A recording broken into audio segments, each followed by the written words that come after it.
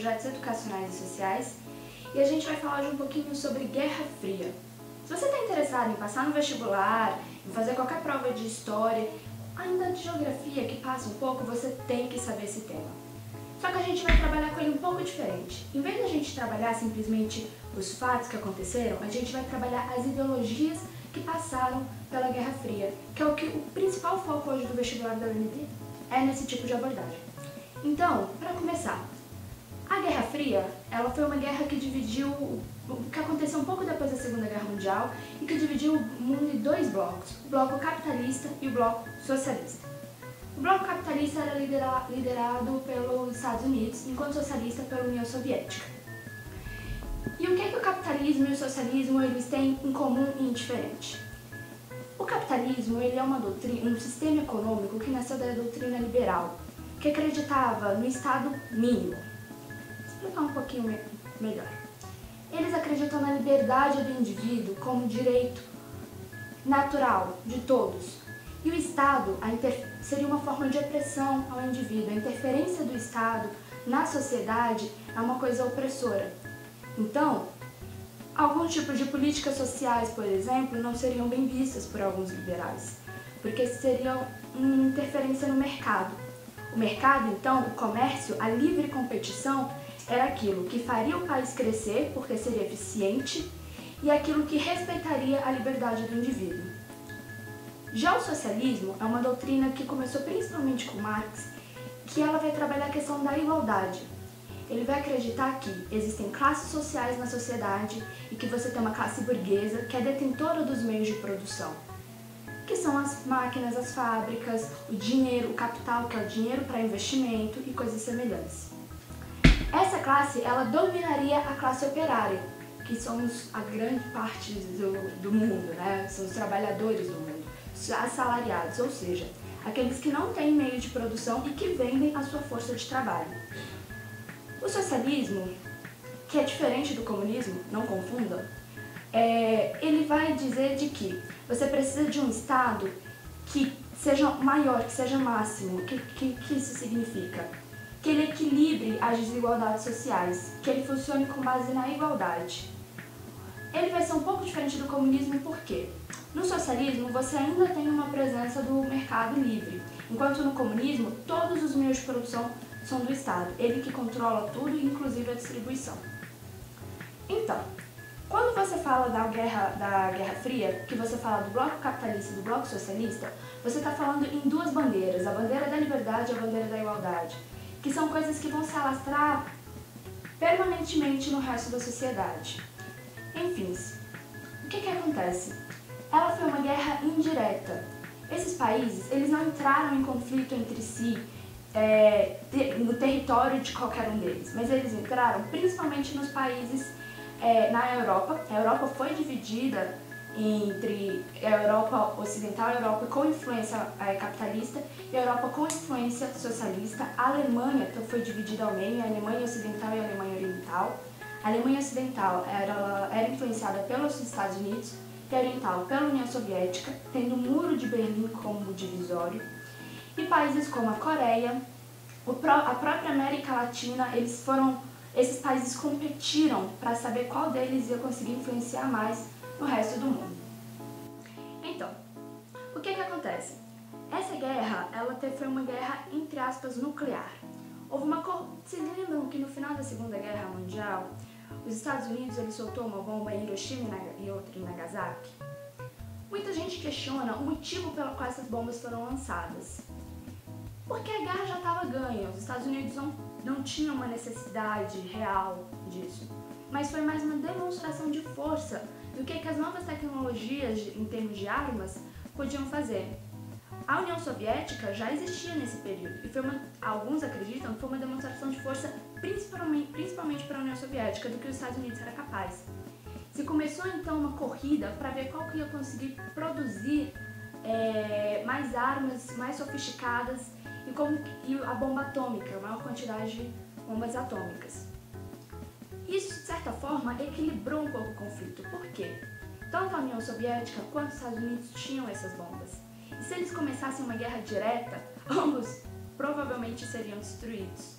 Então, A guerra ocorrendo através da influência em outros países evitava esse conflito direto. Outra forma como essa guerra se desenvolveu foi através da corrida espacial. Todos vocês já devem ter visto o homem com a bandeira pisando na Lua e ficando na bandeira dos Estados Unidos. Isso não foi só porque ele era americano, mas era para mostrar que os Estados Unidos tinham conseguido chegar na Lua primeiro do que os soviéticos. Foi um período onde a tecnologia se desenvolveu grandemente. Outra forma como isso ocorria era nos esportes, acreditem ou não. Mas a rivalidade em jogos, em xadrez, por exemplo, ela era não só entre um atleta e outro atleta, eram principalmente entre a nacionalidade dele, que poderia ser americana, e a nacionalidade do outro, que provavelmente era soviética. Além disso, você tem dois pontos importantes na Guerra Fria, que é a doutrina Truman e o Plano Marshall. A doutrina Truman ela foi uma corrente que nasceu nos Estados Unidos, que era para combater o comunismo porque ele seria algo ruim, pejorativo. Foi criado boatos, por exemplo, aqui no Ocidente, de que comunistas comiam criancinhas vivas. Esses tipos de boatos foram espalhados justamente porque eles não se viam, tanto os Estados Unidos não via o comunismo e vice-versa, como simplesmente formas diferentes de ver o mundo. Porque o comunismo, o socialismo, pregavam o fim do capitalismo e o capitalismo pregava o fim do comunismo. Então elas eram correntes totalmente opostas e você pintava o inimigo de uma maneira pejorativa. A doutrina Truman, então, era essa corrente para deter esse mal comunista que se alastrava pelo mundo. O Plano Marshall, ele foi um plano que os Estados Unidos criou para ajudar a reconstrução dos países europeus e com isso aumentar sua influência na Europa Ocidental. Por quê? Esses países tinham acabado de passar por uma Segunda Guerra onde eles foram o palco da guerra, onde os conflitos ocorreram ali, as bombas foram lançadas ali. O que isso significa? Eles estavam basicamente destruídos. Então o Plano Marshall foi uma forma de financiamento através de empresas privadas americanas que implantavam indústrias na Europa a fim de levantar capital e ajudar a reconstrução desse país. Era uma forma que você tinha para conquistá-los para o capitalismo. O que aconteceu e como que isso se dissolveu? A União Soviética ela não estava bem preparada quando ela passou pela revolução que foi implantado o comunismo. As doutrinas comunistas acreditavam que você tinha que passar primeiro pelo capitalismo para aumentar sua produção e depois você dividir esse bolo. A Rússia antigamente era um país quase feudal quando ela passou pela Revolução Russa, que mudou o sistema. Então é como se você igualasse todas as pessoas em um nível de vida muito baixo, em um nível de vida pobre, literalmente, quase miserável. Ela ficou extremamente sufocada em termos de economia. Isso acabou fazendo o presidente Gorbachev abrir para as empresas capitalistas como uma tentativa de salvar a União Soviética, que era composta por vários países, mas principalmente a Rússia naquela época. E o que isso passou? Essa abertura que foi feita por esse presidente, ela meio que dava um fim à guerra, permitindo a entrada da influência americana. E com isso o bloco da União Soviética se dissolveu, os países que somavam se tornaram próprios, independentes, e o capitalismo se alastrou pelo mundo essa corrente se alastrou de forma vitoriosa. Outras duas coisinhas é que existiam a OTAN e o Pacto de Varsóvia. A OTAN era uma corrente que os Estados Unidos, um acordo que ele fez com outros países capitalistas para acabar com o comunismo. E o Pacto de Varsóvia era uma corrente feita pela União Soviética para manter os países sob influência socialista. Quando foi feita a abertura econômica pela União Soviética, o Pacto de Varsóvia ele se extinguiu. Então, por fim, o que vocês precisam saber principalmente é como que essas correntes elas influenciaram o mundo hoje. O Brasil hoje ele é um país capitalista, porém a corrente socialista ela nunca acabou por completo.